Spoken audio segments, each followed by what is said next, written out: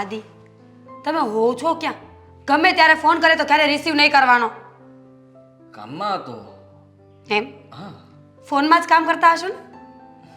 ના ના, કામમાં હતો એટલે ફોનમાં ધ્યાન નહોતું. તારો ફોન આવ્યો ત્યારે હું અહીંયા પહોંચી જ ગયો હતો, એટલે પછી મેં વાત ના કરી. કઈ વસ્તુઓ મંગાવવાની હોય તો હવે કોણ જશે લેવા? તું? શું તું? તમને ખબર છે ને કે મારાથી બધું કામ નથી થતું. હા, ઘરના બધા જ કામ મારે કરવાના, બહાર વસ્તુઓ લેવા મારે જવાની, શાકભાજી લેવા મારે જવાનું. શું કરો છો? કઈ નહીં, બોલ હજી. જો હા, ઘરની બધી વસ્તુઓ તું જ લાવવાની છે ને બીજું કોણ લાવવાનું છે? હું હંમેશા મારા કામમાં વ્યસ્ત રહું છું, તો સીધી વાત છે. અને એમ પણ ઘરમાં કામ છે શું? કઈ જ નહીં, ઘરમાં કઈ જ કામ નથી. આ 3 માળની બિલ્ડિંગ ખડકી છે ને, એમાં મારે ક્યારેય કોઈ કામ હોતું જ નથી. હું તો 24 કલાક બેઠી રહું છું ને આદિત્ય. હા તો બેસાય નહીં ને. જો ધીમે ધીમે બધું જ કામ કરી નખાય. અને 3 માળ તને આખા દિવસમાં કોણ કહે છે કે સાફ સૂફ કર્યા કર? ખરેખર આપણા બંનેના લગ્ન કોણે કરાવ્યા હતા ને એ માણસને પકડીને ગોળી મારવી છે મારે. હા, બંદૂક હું આપીશ. દુઃખ હું આપીશ. હા. ખરેખર આજે મને ખબર પડી કે લોકો લગ્ન શું કામ કરે છે. શું કામ? પરમનન્ટ નોકરાણી માટે. જો કોઈ ઘરે કામવાળી રાખે ને તો એ કામવાળી આટલું બધું કામ કરી ન શકે. વધારે કામ કરે તો પગાર માંગે. અને જો આપણે લગ્ન કરી લઈએ તો પત્ની ફ્રીમાં બધું કામ કરે ને, મહિને પગાર પણ ન માંગી શકે. અને જવાની વાત તો દૂર, ક્યાંય જાય તો નહીં જ ને. સેમ ટુ સેમ, હું પણ એવું જ વિચારું છું. એટલા માટે જ મારા આ કામમાંથી હું ક્યારેય રજા નથી રાખતો. કારણ કે રજા રાખું તે દિવસે તો મારે ડ્યુટી ભરવી પડે. અને સાલું આ કામ કરવું એટલું અઘરું પડે છે ને કે વાત જવા દે. માનું છું તકલીફ પડે છે, પણ એનાથી જ તું આટલી સારી દેખાય છે. હા, સ્વસ્થ રહે છે, હેલ્ધી રહે છે. મતલબ કે તું વર્કઆઉટ કર્યા કરે છે, એટલા માટે તારે કોઈ કસરત કે એક્સરસાઇઝ કરવાની જરૂર જ નથી પડતી. હા, ખબર છે મને. લગ્ન થઈ ગયા છે મારા. હવે મારે ફિટ એન્ડ ફાઇન રહેવાની કોઈ જરૂર નથી. સમજી ગયા ને તમે? તો ખાઈને ભંભો બનવું છે તારે? હા. તો ખાધા કર ને, તારે કોણ ના પાડવાને? બળી જાય છે મારું. આખો દિવસ કામ કર્યા કરું ને તો મારું ખાધેલું બધું જ અનાજ બળી જાય છે પેટમાં. તમે છે ને એક કામ કરો. શું? જો આજનું તમે જમવાનું બનાવ્યું નથી તો તમારે બહાર લેવા જવું પડશે. અને બહાર લેવા જવાનો કંટાળો આવતો હોય તો તમે એમને ભૂખ્યા સૂઈ શકો છો. મને કોઈ પ્રોબ્લેમ નથી. મેં તો પાણીપુરી ખાઈ લીધી હતી ને. પાણીપુરી તો તે ખાઈ લીધી હશે, હું ના નથી પાડતો. પણ જો મારે ઘરનું જમવું છે, બહારનું નહીં. એના માટે વસ્તુ લેવા જવી પડે ને. ખીચડી બનાવી દઈશ તો પણ ચાલશે. ઘરમાં કઈ છે જ નહીં. જુઠ્ઠું શું કામ બોલે છે? હા, જુઠ્ઠું બોલું છું. બનાવવું નથી મારે. સમજી ગયા ને તમે? 100 વાતની એક વાત છે. ઘરમાં કોઈ કામવાળી લઈ આવો. હવે મારાથી ઘરના બધા કામ નહીં થાય. કામ છે શું? હું એમ તને કહું છું ઘરમાં. હા, જરાક તો વિચાર કર કે આખો દિવસ તો હું બહાર હોઉં છું અને ક્યારેક તો કામને લીધે થઈને 4-5 દિવસ માટે બહાર જઉં છું. તો ઘરમાં તું વધે છે માત્ર એક. હવે એકલી થઈને ઘરમાં કામ હોય શું? કેમ તમે ઘરને સાથે લઈને જાઓ છો? ઘર તો અહીંયા જ હોય છે ને. કચરા, પોતા, વાસણ, કપડાં, રસોઈ કરવી, ગાર્ડન સાફ કરવું. તમે પૂછો નહીં કે કેટલા કેટલા કામ કરવા પડે છે મારે. કપડાં આપણા 2 જણાના હોય, વાસણ એ 2 થાળી ને 2 વાટકા ને 2 ચમચી. અને વાત રહી તો કચરા પોતા, તો વધારે યુઝ તો આપણે મતલબમાં ગ્રાઉન્ડ ફ્લોર પર છીએ તો ત્યાંનો જ રહે છે. તો સાફ સફાઈ વધારે અહીંયા જ ખાલી કરવાની રહેતી હોય છે. ખરેખર ઉપર તો તું બારી, પડદા, પેપર એટલું બધું લગાવ્યું છે કે ધૂળ તો શું, રજકણને પણ આવવું હોય ને તો વિચાર કરે કે સાલું આ ઘરમાં ઘૂસવું કેમ. એટલે ઉપર તો કઈ સાફ સફાઈ રહેતી નથી ને. અને રહી વાત ગાર્ડનની, નજીક આવો ને. નજીક તો આવ્યો, હવે કેટલો આવો? તમે છે ને એ પડદા લગાવ્યા હોય ને એ પડદા પણ મેલા થાય, બેડશીટ મેલી થાય, ટુવાલ મેલા થાય, એ બધું ધોવું પડે મારે. નજીક આવ. હા, તો એ બધા પડદા મહિને સાફ કરવાના હોય, નહીં કે રોજે. ઠીક છે, હું ઘરના બધા જ કામ કર્યા કરીશ. નોકરાણી બનાવીને રાખો મને. દર મહિને પગાર આપી દેજો. ટૂંકમાં વાત તો પૈસાની જ આવી ને. હા, તો વાત તો પૈસાની જ આવે ને. કાં તો આ ઘરમાં નોકરાણી આવશે અને કાં તો મને પગાર આપવો પડશે 50,000 રૂપિયા. આટલી મોંઘી નોકરાણી મેં આજ દિન સુધી નથી જોઈ. હા, કદાચ આખું સિટી સાફ કરતું હશે ને એને માંડ 50,000 પગાર હશે. વધારે બોલો છો. પણ તું વધારે બોલી રહી છે. માંગ તારી ડિમાન્ડ ને કરતાંય વધારે છે. સારું, તો એક 500 રૂપિયા ગૂગલ પે કરો એટલે ટિકિટ કરાવી બસમાં બેસીને મારા બાપના ઘરે જતી રહો. રાખી લેજે. તને કોઈ કામવાળી ભગવાન કરીને ન મળે, પણ જો મળી જાય તો રાખી લેજે. જીવ ન ખાતી મારો. હવે જમવાનું તો બનાવી દે. પગાર એડવાન્સ.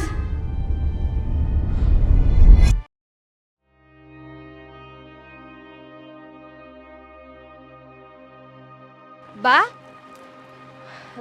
હા બેટા. લાવ હું કરાવ. બા હા હા ખીચડી થઈ ગઈ લાગે છે. હા પણ એને છે ને મેં થોડીક આની ઉપર હમણાં રોટલા કર્યા ને તો આજે ગરમ હતી મેં કીધું લાવ મૂકી દઉં થોડીક ગરમ રહી. બા આ ભાઈ ક્યાં છે? દેખાતો નથી. ભાઈ કોઈ દી દેખાય છે? ના. તને ખબર છે ને ક્યાંક પીને પડ્યો હશે. એને ક્યાં કાંઈ કમાવું છે? એને ક્યાં ઘરની જવાબદારી છે કે માન દીકરી હું કરે છે એને ક્યાં કાંઈ ખબર જ છે? બા ખોટું ન લગાવતા પણ આમાં છે ને વાંક તમારો જ છે. આ તમે છે ને ભાઈને સમજાવતા જ નથી. હું સમજાવતી નથી? કેવું બોલસ તું? એને કઈ કઈ થાકી ગઈ અને એવું કઈ ન હોય કે તું સામે હોય અને હું એને ખીજાવ બે લાફા મારું તો જ એને કીધું કહેવાય. તું ન હોય ને ત્યારે તો કેટલું એને ઘસકાવતી હો પણ ખબર નહીં કેવી લતે ચડી ગયો છે. સાંભળતો જ નથી. જ્યારે જોવો ત્યારે બહાર ભટકતો જ હોય. અને હા ગમે ત્યારે આવીને મારી પાસેથી પૈસા લઈ જાય છે. મને કે દે મને પૈસા ને ન દઉં ને તો અહીંયા ધમ પછાડા કરે છે. એ તે છે ને કોઈ વાતે સમજતો નથી. અરે ઘરની પરિસ્થિતિ તો જોવે કે નહીં માણ. બેટા નહીં એને પોતાના મોજ શોખ જ પૂરા કરવા છે. અરે તમે પારકા ઘરે કામ કરીને આ ઘર ચલાવો છો અને એમાંથી જે થોડા ઘણા પૈસા બચે ને એમાંથી મારા નિશાળની ફી ભરતા હતા. બેટા એક વાત કહું? હા શું તને સારું લાગતું હોય તો તું હવે તારું ભણવાનું છોડી દે ને બેટા. અને હું જ્યાં કામ કરું છું ને ત્યાં તુંય મારી ભેળો હાથ દે ને તો આપણે થોડાક વધારે કામ કરી શકીએ ને તો ઘરમાં પૈસા આવે તો આપણે કાંઈ હરખું લાવી તો શકીએ. આ જો સેલા ચોખાની દાળ હતા એની ખીચડી કરી. હવે કાલ શું કરશું? બા જો મને કામ કરવામાં કોઈ વાંધો નથી પણ તમે તો જાણો છો ને કે મારે આગળ ભણવું છે. ભણી ગણીને એમ સાહેબ બનવું છે અને જો હું ભણવાનું મેલી દઈ તો હું આગળ કેમ વધી? મારા સપના કેમ પૂરા કરી? આ ભાઈ ફાલતુમાં પૈસાને વાપરે છે એની કરતાં તો હું મારા ભણવામાં પૈસા વાપરું છું. હું ખોટું છે? બેટા એક વાત કહું? આ હું જે શેઠને ત્યાં કામ કરું છું ને એને કામવાળીની જરૂર છે. એ લોકો નથી પોગી વળતા. આ જો આ હાડલો એણે જ મને દીધો અને મને કે બા તમે આ પહેરજો.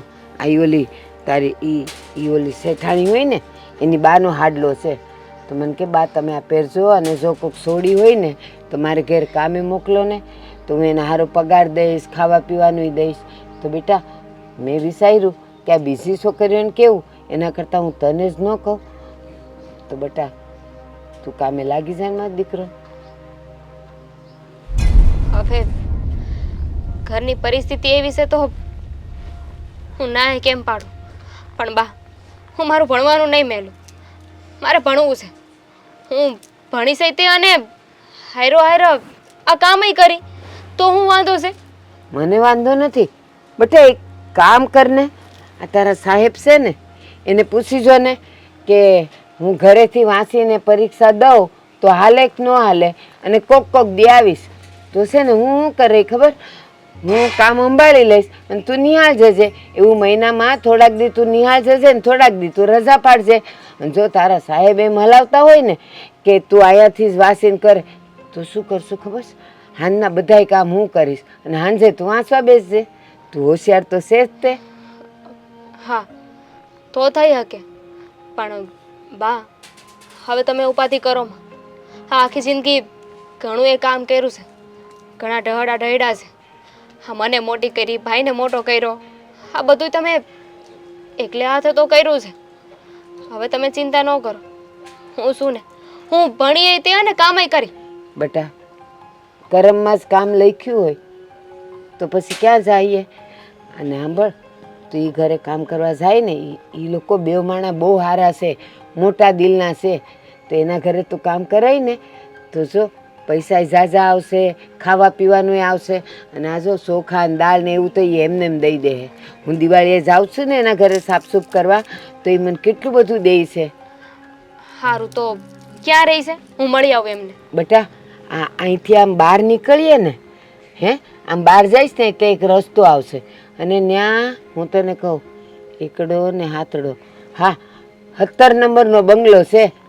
એ બંગલામાં જા અને એમ કહેશે કે મારી બા અહીંયા દિવાળીએ સાફ કરવા આવે છે ને, હું એની દીકરી છું. અને પછી તું તારી રીતે વાત કરજે. અને હા એમ કહેજે તમે મારી બાને કીધું હતું ને કે કામ કરવા માટે કોઈક જોઈશી, તો હું એટલા સારું આવીશું. સારું બા, તો હું મળતી આવું એમને અને પાકું કરતી આવું. હા કરતી આવ મારો દીકરો, જા. હે ભગવાન, બધાના ઘરમાં દીકરા હોય ને તો મા બાપ રાજી થાય કે હા દીકરો છે ને દી વાળશે. પણ અહીં તો ઊંધું છે, દીકરો તો દી ડૂબાડે છે, મારી દીકરી દી વાળે છે.